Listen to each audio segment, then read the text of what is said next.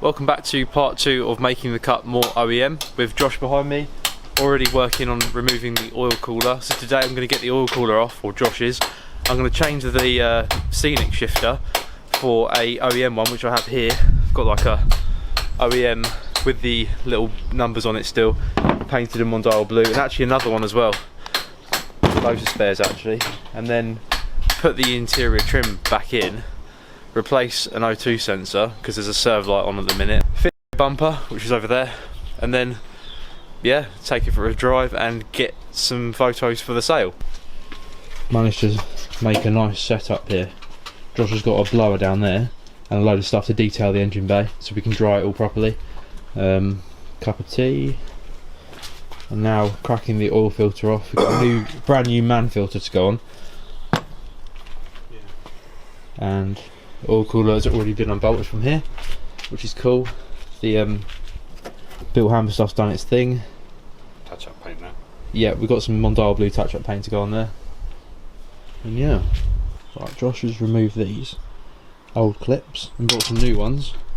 We're fitting the fog lights back to the front because we took them off for Snetterton and then wasn't really a fan. Like, just taking them out was naff, wasn't it? Let's be honest. Okay, so Josh has put the fog lights back in and it looks a million times better already, I reckon. Yeah, it looks weird without them, so yeah.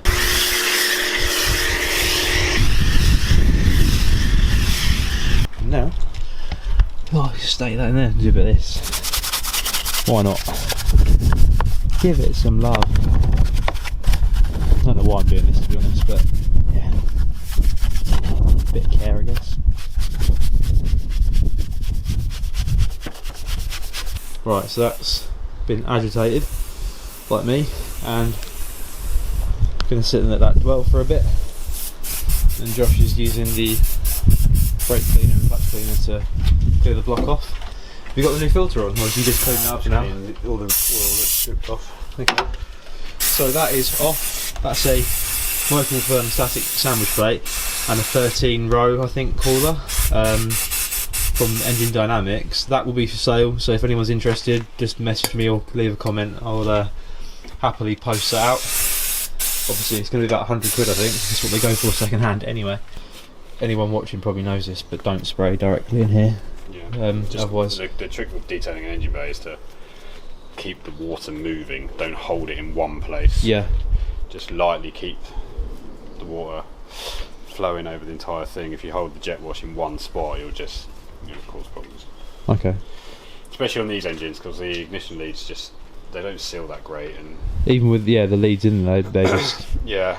I had one where there was water in where the spark plug goes, and once you get water down there, it's well hard to get out. Yeah, like newer cars, they're mostly plastic, aren't they? So they're like all covered, but this obviously isn't, so we've got to be a bit careful. Engine is engine. We do around here as well, actually. It's all grubby. You can't really do that because you need that, but all up here you can. Yeah, no, I've made that deliberately greasy because it kept catching. The greasiest thing ever. Over the leads, lovely.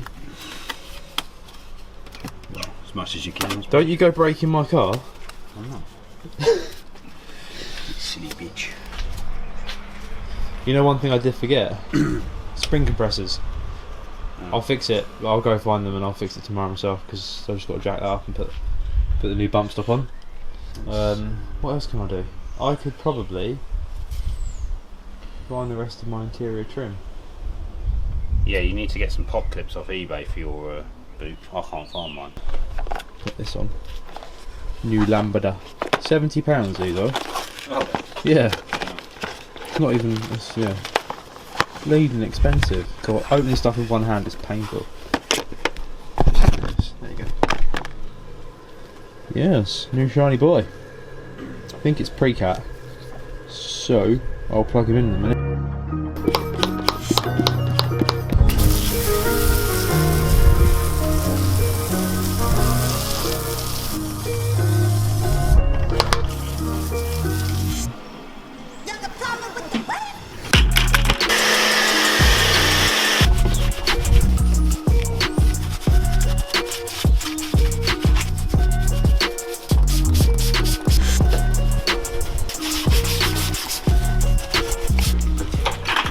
This is what bravery looks like in 2023. Snow foam in a Renault engine.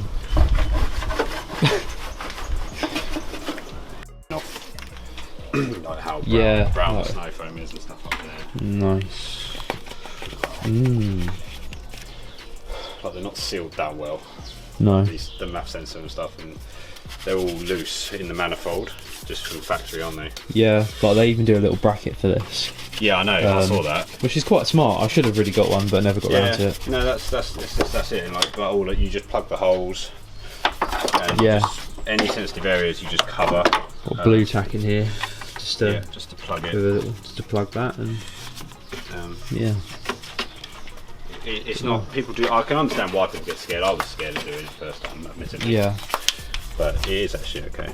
You want like a light haze of water going over. Yeah. Light haze. Like a rocket. You might want to step back.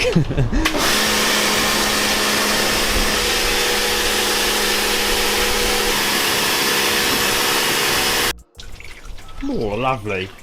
Yeah, I'll probably avoid getting any more in here. Yeah. Because it's, problem area. Look at it all coming off.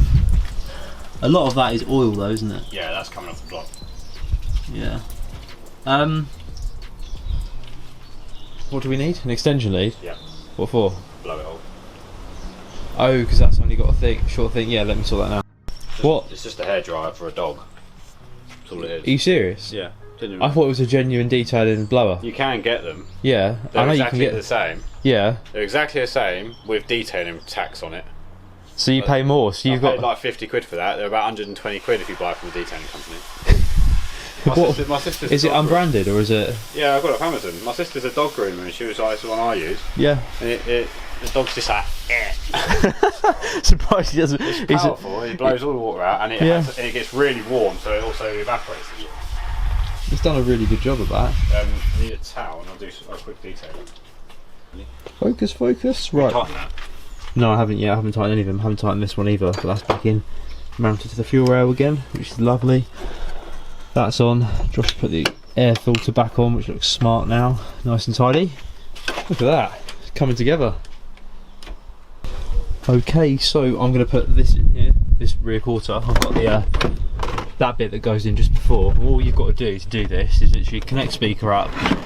Most of these pop in, as you can see, into these places here. The only thing that I'm going to probably have to do is take out the bar that you see down there that holds the belt in. You have to kind of undo that, move the seat forward, undo it, and then hoop it through this part just here. That's the only real way to do it, so I'll do that now and then start the other side as well. Right, here we go. Josh is going to attempt to start this. Come on then, have you made it so it won't start? Here we go. Invincible. Look at that.